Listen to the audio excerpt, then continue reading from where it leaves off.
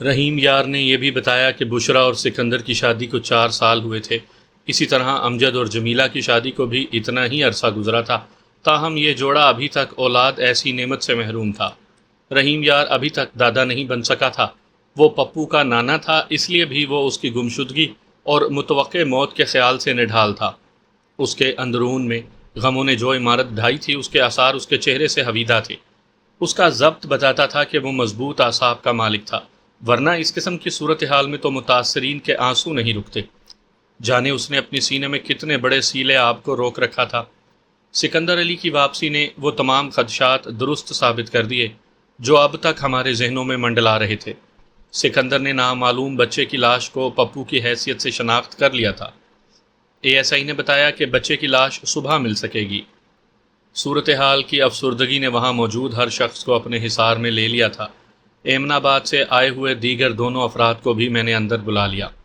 ہمارے درمیان کافی دیر خاموشی پہرا دیتی رہی، پھر میں نے ہی مہر سکوت کو توڑا اور سکندر علی کو مخاطب کرتے ہوئے کہا، سکندر، یہ بات تو ثابت ہو گئی کہ تمہارا گمشدہ بچہ ایک المناک موت کا شکار ہو چکا ہے۔ کیا تم اس کے قاتل تک ہماری رہنمائی کرو گے؟ وہ گلوگیر لہجے میں بولا، میں اس سلسلے میں آپ کی کیا مدد کر سکتا ہوں؟ تم بہت کچھ کر سکتے ہو، میں نے تسلی آمیز لہجے میں کہا۔ تمہارے تعاون سے ہم قاتل تک رسائی حاصل کر سکتے ہیں۔ وہ کس طرح جناب؟ اس نے چونکتے ہوئے لہجے میں استفسار کیا۔ وہ اس طرح کہ تم مجھے بتاؤ گے کہ تمہارا دشمن کون تھا۔ انسان کے جہاں 10 دوست ہوتے ہیں، وہاں پر ایک آدھ دشمن بھی ہوتا ہے جناب، وہ روحانسی آواز میں بولا۔ میں کچھ کہہ نہیں سکتا، مجھ سے ایسی دشمنی کس نے کی ہوگی؟ ایمن آباد میں تمہارا کسی سے جھگڑا وغیرہ تو نہیں ہوا تھا؟ نہیں جناب، میں تو بہت صلح جو آدمی ہوں۔ یہاں کنگنی والا میں تمہاری کس سے پرخاش ہو؟ نہیں جناب، وہ نفی میں سر ہلاتے ہوئے بولا، یہاں کسی سے میرا زیادہ میل تال ہی نہیں رہا۔ میں سیدھا اپنی سسرال آتا ہوں اور سیدھا واپس چلا جاتا ہوں۔ نہ کسی سے دوستی اور نہ ہی دشمنی گانٹھی ہے میں نے کہا، ایک بات تو تم بھی تسلیم کرو گے سکندر علی؟ وہ سوالیہ نظر سے مجھے دیکھنے لگا۔ میں نے وضاحت کرتے ہوئے کہا، یہ کام کوئی ایسا شخص ہی کر سکتا ہے جو تم سے شدید نفرت کرتا ہو۔ کیا تمہارے ذہن میں کوئی ایسا شخص ہے جو تمہیں اذیت دینے کے لیے تمہارے لخت جگر کو موت کے حوالے کر سکے؟ ایک لمحے کے توقف سے میں نے پوسٹ مارٹم کی رپورٹ کی روشنی میں کہا، یہ بات ثابت ہو چکی ہے کہ پپو کو گلا گھونٹ کر موت سے ہمکنار کیا گیا تھا۔ ایسا مکروہ فعل کوئی بے رحم اور شکی القلب شخص ہی کر سکتا ہے، اور یہ بھی ضروری ہے کہ مذکورہ شخص تم سے یا تمہاری بیوی سے یا تمہارے بچے سے کوئی گہری دشمنی رکھتا ہو۔ وہ سوچتے ہوئے بولا، ایسا تو کوئی دشمن میرے ذہن میں نہیں آتا۔ میں نے تو ہمیشہ سب کا بھلا سوچا ہے۔ پتہ نہیں کس شیطان صفت شخص نے مجھے اتنا بڑا صدمہ دیا۔ اپنی بات کے اختتام پر سکندر علی نے دونوں ہاتھوں میں چہرہ چھپا لیا۔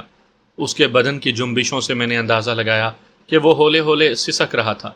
سکندر اور اے ایس آئی کی آمد سے تھوڑی دیر قبل میں نے وہ اشیاء دوبارہ میز کی دراز میں ڈال دی تھی جو 7 جون کو وقوعہ سے ملی تھیں۔ میں نے وہ اشیاء سکندر کو دکھانے کے بارے میں سوچا، شاید اسی طرح قاتل کا کوئی سراغ مل جاتا۔ ان اشیاء کا جائے وقوعہ پر ملنا خالی از علت تو نہیں ہو سکتا تھا۔ بہرحال کسی نہ کسی زاویے سے ان کی اہمیت مسلم تھی۔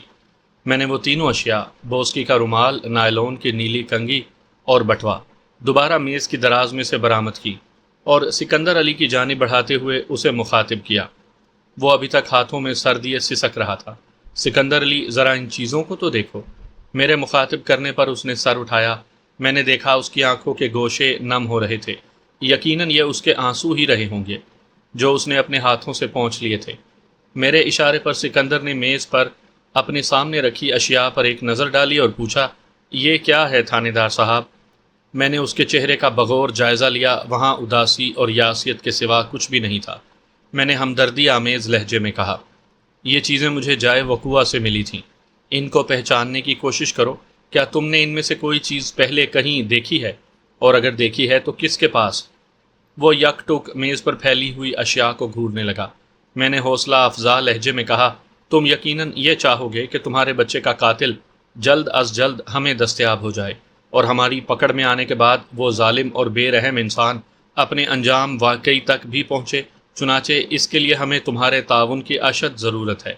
وہ چند لمحے خاموش رہنے کے بعد بولا، میں نے ان اشیاء کو پہلے کبھی نہیں دیکھا، البتہ اس نے دانستہ جملہ ادھورا چھوڑ دیا۔ میں نے جلدی سے پوچھا، البتہ کیا سکندر علی؟ اس نے خوابناک انداز میں مجھے دیکھا اور بوسکی کا کڑا ہوا رومال ایک ہاتھ میں لیتے ہوئے بولا، یہ رومال آپ کو کہاں سے ملا ہے؟ میں نے بتایا ہے نا، یہ سب کچھ مجھے جائے وقوع سے ملا تھا، میں نے کہا۔ وہ متذبذب انداز میں بولا، مگر یہ رومال تو…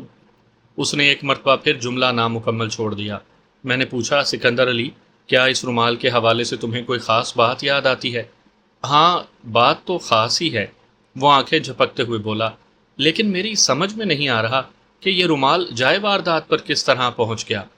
کیا تم نے اس رومال کو کہیں اور دیکھا تھا؟ وہ اسبات میں گردن ہلانے لگا۔ میں نے پوچھا، کہاں دیکھا تھا تم نے یہ رومال؟ میں نے یہ رومال اپنی بیوی کے پاس دیکھا تھا، وہ گمبھیر لہجے میں بولا۔ بشرا کے پاس؟ یہ سوال رحیم یار نے کیا تھا۔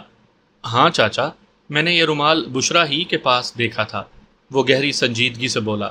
بلکہ میں نے یہ رومال بشرا کو کاٹتے ہوئے دیکھا تھا، اور یہ بشرا کو معلوم نہیں۔ میں نے چھپ کر دیکھا تھا یہ سب کچھ، مگر یہ رومال ایمن آباد سے کنگنی والا کے نزدیک نہر کے اس پار کس طرح پہنچ گیا؟ میں نے ایک فوری خیال کے تحت پوچھا، سکندر علی، تمہاری بیوی کا پورا نام کیا ہے؟ بشرا بیگم، اس نے جواب دیا۔ میں نے زیر لب دہرایا، بی سے بشرا اور بی سے بیگم، گویا رومال پر کڑا ہوا بی بشرا بیگم کا مخفف ہو سکتا تھا۔ مگر یہ بات میرے حلق سے نہیں اتر رہی تھی کہ بشرا کا رومال جائے واردات پر کس طرح پہنچا۔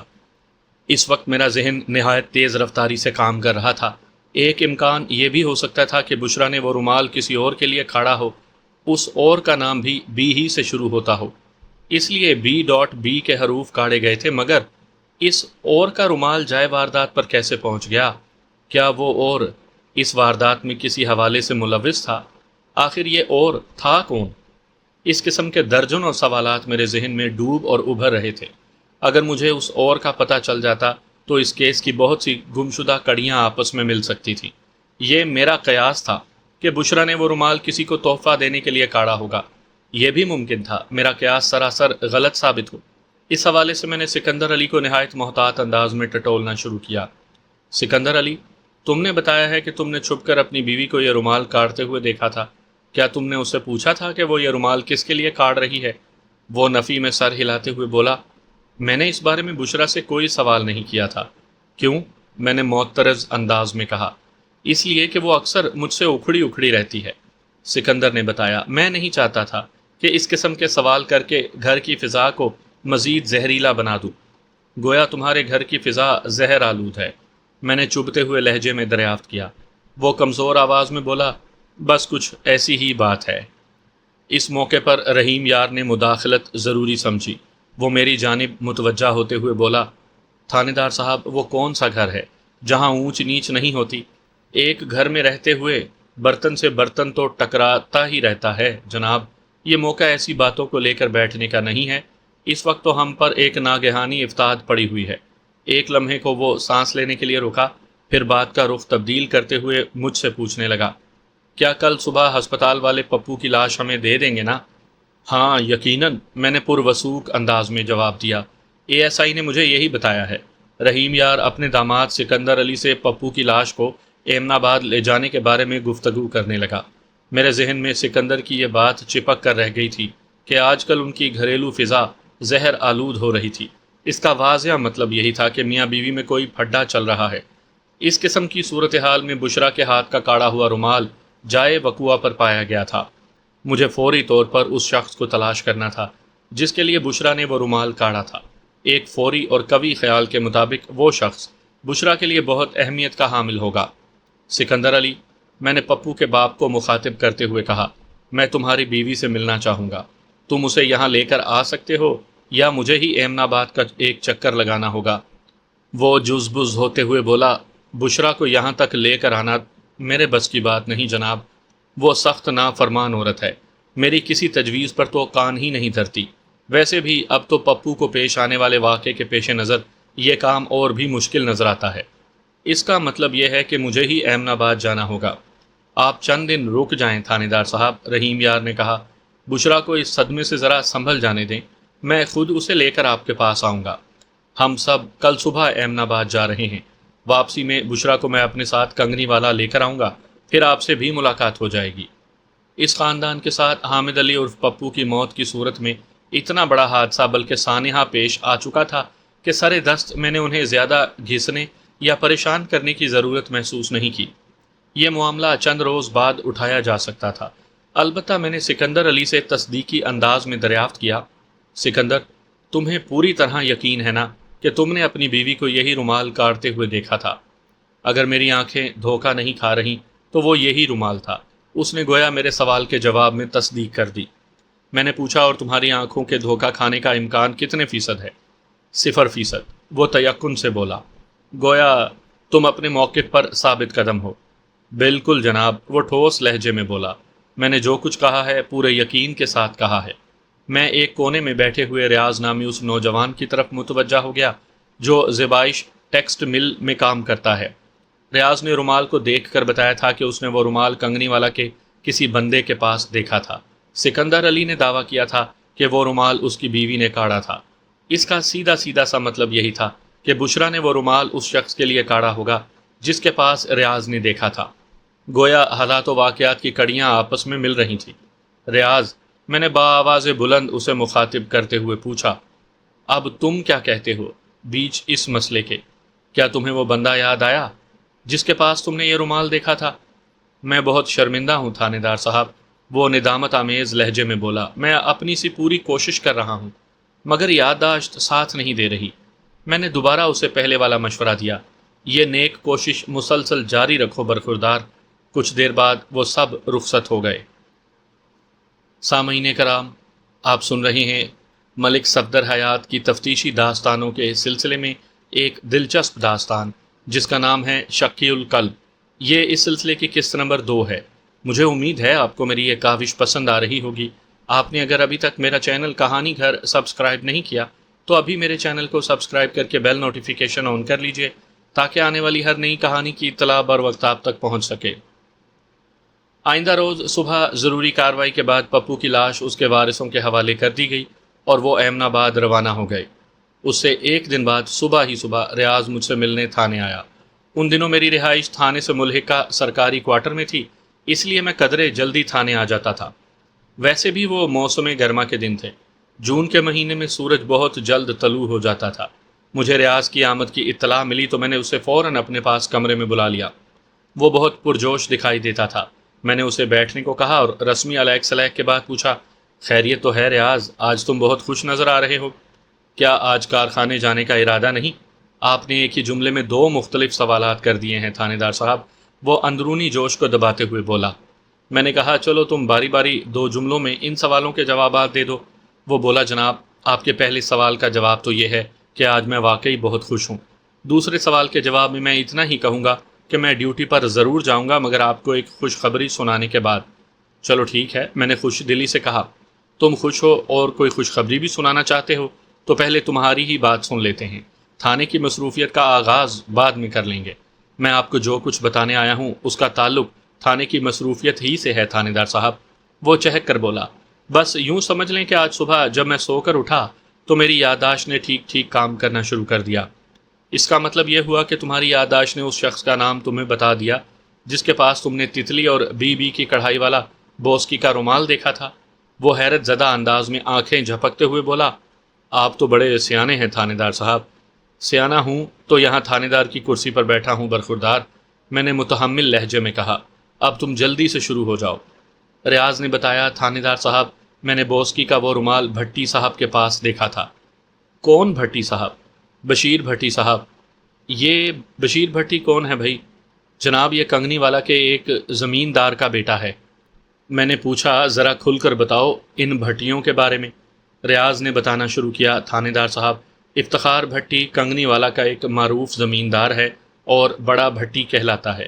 بشیر بھٹی افتخار کا اکلوتا بیٹا ہے اور چھوٹا بھٹی کہلاتا ہے۔ میرا مطلب ہے چھوٹے بھٹی صاحب اور بڑے بھٹی صاحب۔ اور تم نے بوسکی کا وہ کڑھائی دار رومال چھوٹے بھٹی کے پاس دیکھا تھا؟ میں نے تصدیقی انداز میں پوچھا، یعنی بشیر بھٹی کے پاس؟ اس نے پرزور تائیدی انداز میں گردن ہلا دی۔ میں اب تک کی حاصل شدہ معلومات کے تانے بانے بننے لگا۔ سکندر علی نے بتایا تھا کہ وہ رومال اس کی بیوی بشرا نے کاڑا تھا۔ یہی رومال ریاض نے چھوٹے بھٹی کے پاس دیکھا تھا۔ ان حالات و واقعات کی روشنی میں سوچا جا سکتا تھا کہ بشرا نے وہ رومال چھوٹے بھٹی کے لیے کاڑا ہوگا۔ ایک شادی شدہ عورت جب کسی نامحرم مرد کو کوئی تحفہ دیتی ہے تو اس کا مطلب بہت خطرناک ہوتا ہے۔ تو کیا بشرا اور بشیر بھٹی کے درمیان کوئی معاشقہ چل رہا تھا؟ بشیر بھٹی کے نام پر میرا ذہن فوراً بی بی کی طرف چلا گیا۔ یہ بشیر بھٹی کے نام کا مخفف بھی ہو سکتا تھا اور بشرا پلس بشیر کا مخفف بھی۔ ان امکانات کو ذہن میں رکھتے ہوئے میں نے ریاض کو کریدنا شروع کیا۔ ریاض، 2 دن پہلے تم نے مقتول پپو کے باپ سکندر علی کی گفتگو سنی تھی؟ جی ہاں، میں نے وہ تمام باتیں سنی تھی، اس نے تائید کی۔ میں نے کہا، پھر تم نے اس سے کیا نتیجہ اخذ کیا؟ بات تو بالکل واضح اور سامنے کی ہے، ذرا میں بھی تو سنوں۔ وہ تھوک نگلتے ہوئے بولا، جناب، ان واقعات سے تو لگتا ہے کہ سکندر کی بیوی بشرا نے وہ رومال بشیر بھٹی کو دیا ہوگا۔ اس کا تجزیہ حالات کے عین مطابق تھا۔ میں چند لمحے صورتحال پر غور کرتا رہا، پھر ریاض سے سوال کیا، ریاض، تم بھی کنگنی والا ہی میں رہتے ہو؟ اس نے اسبات میں جواب دیا۔ میں نے پوچھا، کیا تم رحیم یار کے گھر کے قریب ہی کہیں رہتے ہو؟ جی، میں ان سے دوسری گلی میں رہتا ہوں، ریاض نے جواب دیا۔ ہمارے گھر تقریباً آگے پیچھے ہیں، یعنی ہمارے گھروں کا پچھواڑا آپس میں ملا ہوا ہے۔ اور چھوٹے بھٹی کی رہائش تم سے کتنی دور ہے؟ زیادہ دور نہیں جناب، اس نے بتایا۔ پھر تو تم بشیر بھٹی اور بشرا کے معاملات سے بھی بخوبی آگاہ ہوگے۔ میں نے رازدارانہ انداز میں اسے ٹٹولا۔ خاص طور پر بشرا کی شادی سے پہلے والے واقعات تم سے پوشیدہ نہیں ہوں گے۔ وہ الجھن زدہ نظر سے مجھے دیکھنے لگا۔ اس کے چہرے پر تذبذب کے تاثرات واضح طور پر دکھائی دیے۔ میں نے دوستانہ لہجے میں کہا، ریاض، تم جو کچھ مجھے بتاؤ گے وہ میرے پاس ایک راز کی طرح رہے گا اور کسی بھی مرحلے پر تمہارا نام سامنے نہیں آئے گا۔ اس طرف سے تم بے فکر ہو جاؤ۔ وہ قدرے پر اعتماد نظر آنے لگا۔ میں نے ایک اور ردہ چڑھاتے ہوئے کہا، ریاض، تم جانتے ہو کہ حامد علی عرف پپو کو کتنی بے دردی سے موت کے گھاٹ اتارا گیا، اور بعد ازاں وحشی جانوروں نے بھی اس کی اچھی خاصی بے حرمتی کی۔ ایک لمحے کا توقف دے کر میں نے نہایت ہی سنجیدہ لہجے میں اضافہ کیا، مجھے اس بات سے قطعاً کوئی دلچسپی نہیں ہے کہ بشیر بھٹی اور بشرا بیگم کے درمیان کون سا کھیل کھیلا جاتا رہا اور کون سا کھیل کھیلا جا رہا ہے۔ میری پہلی اور آخری کوشش یہی ہے کہ میں جلد از جلد پپو کے قاتل یا قاتلوں تک پہنچ جاؤں۔ گزشتہ چند روز میں جو حالات سامنے آئے ہیں ان کے پیش نظر یہ ضروری ہے کہ بوسکی کے کڑھائی دار رومال کا عقدہ حل کیا جائے۔ اس کے بغیر معاملہ سیدھا نہیں ہوگا۔ میں صرف اس لیے تم سے بشیر بھٹی اور بشرا بیگم کے باہمی تعلقات کے بارے میں پوچھ رہا ہوں۔ کیا تم معصوم اور ننھے پپو کے قاتل کو کیفر کردار تک پہنچنے ہوئے نہیں دیکھنا چاہتے؟ میری مزید 10-15 منٹ کی کوشش نے ریاض کو زبان کھولنے پر مجبور کر دیا۔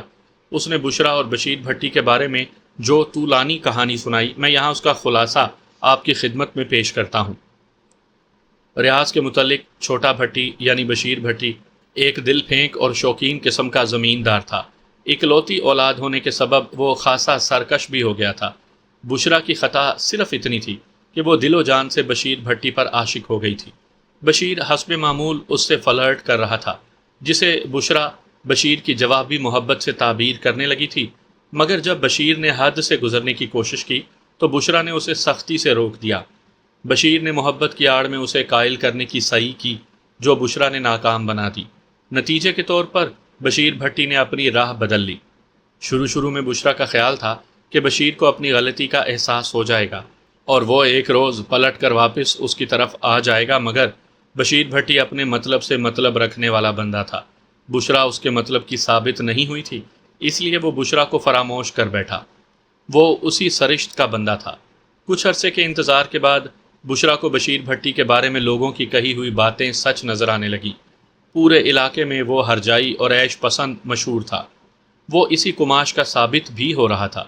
عقل نے بشرا کو سمجھایا کہ پگلی، جان بچی سو لاکھوں پائے، مگر دل کسی طرح سمجھنے میں نہیں آتا تھا۔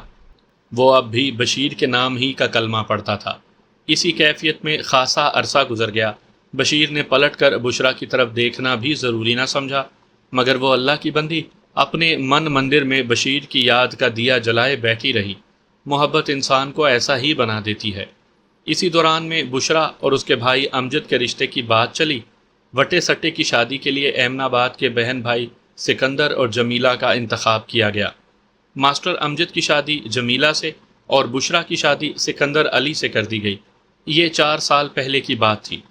रियाज ने बताया कि शादी के बाद भी जब बुशरा कंगनी वाला आती तो कभी कभार बशीर भट्टी से उसकी मुलाकात हो जाती थी। वो नादान औरत अब भी उसे अपने महबूब की हैसियत ही से चाहती थी। मुमकिन है ऐसी ही किसी मुलाकात में बुशरा ने वो रुमाल बशीर को दिया हो और उसने भी ये सोच कर रुमाल अपने पास रख लिया हो कि इसमें आखिर नुकसान ही क्या था। रियाज की ज़बानी मुझे और भी काम की बहुत सी बातें मालूम हुई, मगर सरे दस्त उनका जिक्र मुनासिब नहीं होगा। आगे चलकर सब कुछ आप पर आयां हो जाएगा। थोड़ी देर बाद मैंने रियाज को जाने की इजाज़त दे दी, क्योंकि उसे ड्यूटी से देर हो रही थी। जाते जाते उसने एक मरतबा फिर मुझसे वादा लिया कि इस केस की तफ्तीश के सिलसिले में कहीं उसका नाम नहीं आएगा। वो भट्टियों से खासा खौफजदा दिखाई देता था। ताकतवर अफराद से हमेशा आम लोग सहमे ही रहते हैं। ख़ास तौर पर गांव देहात में तो ताकत की कुछ ज़्यादा ही अहमियत होती है। चाहे वो ताकत दौलत की हो या ज़मीन की, इससे कोई फ़र्क नहीं पड़ता। रियाज के जाने के बाद मैं सूरत हाल पर गौर करता रहा। मौका वारदात से जो अशिया मिली थी उनमें बोस्की का रुमाल सबसे ज़्यादा अहमियत इख्तियार कर गया था। पहले सिकंदर अली और अज़ां बाद रियाज ने उसे शनाख्त कर लिया था। ताहम दोनों ने उस रुमाल को 2 मुख्तलिफ अफराद से मंसूब किया था। फिर ये तजाद भी मिट गया जब बशीर भट्टी और बुशरा बेगम के ताल्लुकात सामने आए। अब मुमकिन सूरत हाल यही हो सकती थी कि वो रुमाल किसी मौके पर बुशरा ने बशीर भट्टी को दे दिया हो, लेकिन जाए वारदात पर उसकी मौजूदगी बशीर भट्टी को इस सिलसिले में नत्थी करती थी, जो हामिद उर्फ पप्पू की मौत से मुतल्लिक था। गोया इस मामले में किसी हवाले से बशीर भी मुलविस हो सकता था। मैंने ये फ़ैसला कर लिया कि पहली फ़ुर्सत में बशीर भट्टी को चेक करना चाहिए। उससे एक भरपूर मुलाकात के बाद ही कोई नतीजा खेज़ बात सामने आ सकती थी। मैं इसी सोच विचार में गुम था कि हवालदार शुजात खान किसी काम से मेरे पास आया। जब वो वापस जाने लगा तो मैंने उससे ASI के बारे में पूछ लिया, क्या फरीद गौरी इस वक्त थाने में है? वो आज आया नहीं है मलिक साहब, हवालदार ने बताया। आया नहीं है का क्या मतलब? मैंने चौंक कर पूछा। उसने मुझे ना आने के बारे में तो कुछ नहीं बताया था, हवालदार बोला। बस जी, उसे अचानक ही छुट्टी करना पड़ गई है। पता चला है उसके बेटे की तबीयत ठीक नहीं, वो उसे लेकर डॉक्टर के पास गया है। क्या हुआ उसके बेटे की तबीयत को? गर्मी का मौसम है मलिक साहब, हवालदार ने बताया। हो गई कोई ऊंच नीच। आजकल के बच्चे भी तो बहुत शैतान हो गए हैं। कोई ऐसी वैसी चीज़ खा ली होगी राहील ने। राहील ASI फरीद गौरी के बेटे का नाम था। मैं 1-2 मरतबा उससे मिल भी चुका था। राहील की उम्र कमोबेश 8 साल थी। वो एक होनहार बच्चा था। फरीद की रिहाइश मोहल्ला बागबानपुरा में थी। एक कांस्टेबल भी उसी महल्ले में रहता था। हवालदार की ज़बानी मुझे मालूम हुआ कि वही कांस्टेबल फरीद के बारे में इत्तला लाया था। अगर खुदा न खास्ता राहील के साथ कोई बड़ा मसला नहीं था तो मुझे उम्मीद थी कि फरीद थाने ज़रूर आएगा। वो ड्यूटी के मामले में तो नहायत ही सख्त असूलों का कायल था। ख़ास तौर पर जब कोई अहम मामला ज़ेर तफ्तीश हो तो वो गैर हाज़िरी को गुनाह अजीम समझता था। यही सोचकर मैं उसका इंतज़ार करने लगा। मेरा इंतज़ार दोपहर के बाद रंग ले आया। लगभग 2 बजे ASI थाने पहुंच गया। वो सीधा मेरे ही पास आया। मैंने सबसे पहले राहील के बारे में दरियाफ्त किया। क्या हो गया तुम्हारे बेटे को? शायद लू लग गई है मलिक साहब, फरीद गौरी ने बताया। बच्चे बाज भी तो नहीं आते, सारा दिन धूप गर्मी में खेलते रहते हैं। राहील सुबह सोकर उठा तो उसे बुखार था, फिर नाश्ते के फ़ौरन बाद उल्टियाँ करने लगा। मैं उसे डॉक्टर के पास ले गया था। डॉक्टर ने दवा दे दी है और बताया है कि तशवीश की कोई बात नहीं, इंशाअल्लाह शाम तक उसकी तबीयत संभल जाएगी। अल्लाह करे ऐसा ही हो, मैंने दुआया अंदाज में कहा। बस जी मलिक साहब, वो भराई हुई आवाज़ में बोला, मेरा एक ही बेटा है, खुदा उसे नज़र बद से बचाए। बड़ी मनतों मुरादों के बाद हुआ था ये राहील। मैंने पुरसोच अंदाज में कहा, हाँ भाई, औलाद का दुख कोई साहिब औलाद ही महसूस कर सकता है। मलिक साहब, वो चौंक गया, फिर पूछने लगा, पप्पू वाले मामले में कोई मज़ीद पेशरफ्त हुई? मैंने फरीद गौरी को रियाज से होने वाली गुफ्तगू का खुलासा सुना दिया। पूरी बात सुनने के बाद वो जोशीले लहजे में बोला, ये तो बहुत बड़ी कामयाबी है मलिक साहब। हाँ, तुम ठीक कहते हो, मैंने पुरख्याल अंदाज में कहा, मगर सही सूरत हाल उस वक्त सामने आएगी जब हम बशीर भट्टी से एक भरपूर मुलाकात कर लेंगे। तो फिर देर किस बात की है मलिक साहब? वो हाथ पर हाथ मारते हुए बोला, कंगनी वाला कौन सा दूर है, अभी चलते हैं वहाँ और देख लेते हैं बशीर भट्टी को भी। فی الحال تمہارا کیا پروگرام ہے؟ میں نے ایک خیال کے تحت پوچھا۔ جو آپ کا پروگرام وہی میرا پروگرام ملک صاحب۔ میں راحیل کے حوالے سے پوچھ رہا تھا۔ میں نے اپنی بات کی وضاحت کرتے ہوئے کہا، تم آج ڈیوٹی کرو گے یا واپس گھر جانے کا ارادہ ہے؟ وہ بولا، میں ڈیوٹی پر آ گیا ہوں تو ڈیوٹی کروں گا جناب۔ ہاں، البتہ رات کو ذرا جلدی گھر چلا جاؤں گا۔ بس تو پھر ٹھیک ہے، میں نے کہا، ہم ابھی تھوڑی دیر میں کنگنی والا کے لیے نکلتے ہیں۔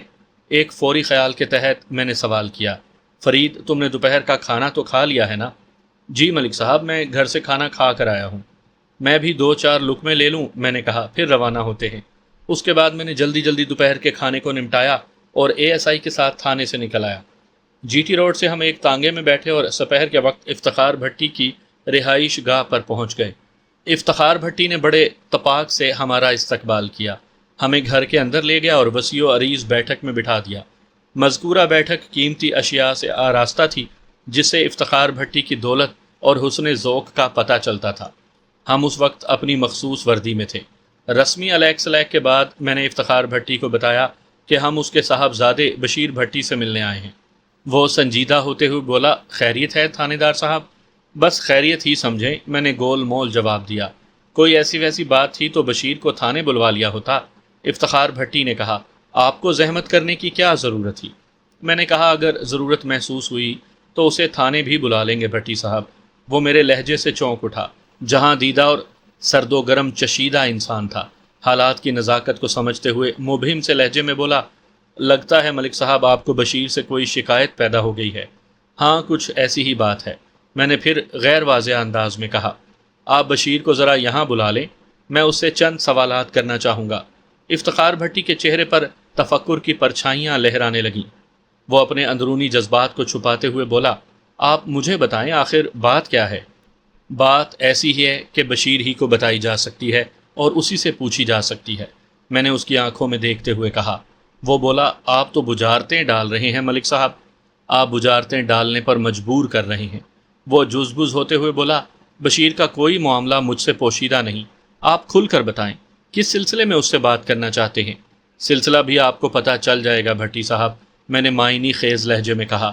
آپ پہلے بشیر کو یہاں تو بلائیں۔ ایک لمحے کے وقفے سے میں نے اضافہ کیا، آپ اپنے بیٹے کو سامنے لانے سے گریزاں کیوں ہیں؟ وہ خجالت آمیز انداز میں بولا، ایسی کوئی بات نہیں ہے ملک صاحب۔ پھر کیا بات ہے بھٹی صاحب؟ دراصل اس وقت بشیر گھر میں نہیں۔ وہ کہاں گیا ہے؟ میں نے سوال کیا۔ افتخار بھٹی نے بتایا، وہ ایک دن کے لیے خیالی گیا ہے۔ اس کا مطلب ہے آج شام تک واپس آ جائے گا؟ میں نے پوچھا۔ افتخار بھٹی نے پروسوک لہجے میں بتایا، شام نہیں تو رات تک ضرور آ جائے گا۔ میں اٹھ کر کھڑا ہو گیا اور کہا، ٹھیک ہے، آپ کل صبح اسے تھانے بھیج دیں، پھر میں اس سے بات کر لوں گا۔ ملک صاحب، مجھے آپ سے سخت شکایت ہے۔ افتخار بھٹی نے مصنوعی خفگی کا اظہار کرتے ہوئے کہا۔ کیوں بھٹی صاحب؟ میں نے حیرت آمیز انداز میں اسے دیکھا۔ پہلی بات تو یہ ہے کہ آپ آج پہلی مرتبہ میرے گھر آئے ہیں، وہ وضاحت کرتے ہوئے بولا، اور بغیر کچھ کھائے پیے ہی رخصت ہو رہے ہیں۔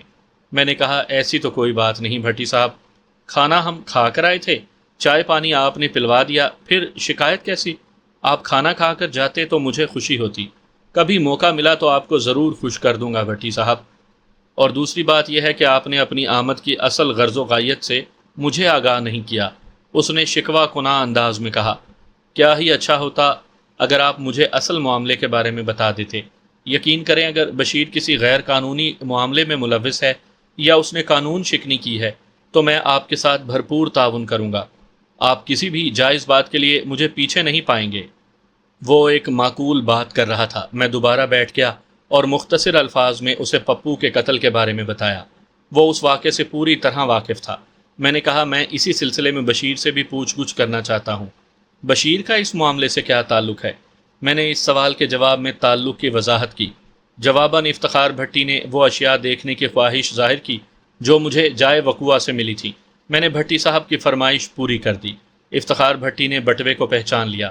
یہ بٹوا تو میں نے بشیر کے پاس دیکھا تھا، مگر رومال اور کنگھی کے بارے میں کچھ نہیں کہہ سکتا۔ رومال کے بارے میں مجھے اتنا کچھ معلوم ہو چکا ہے کہ مزید کسی تفصیل کی ضرورت نہیں، میں نے تیکھے لہجے میں کہا۔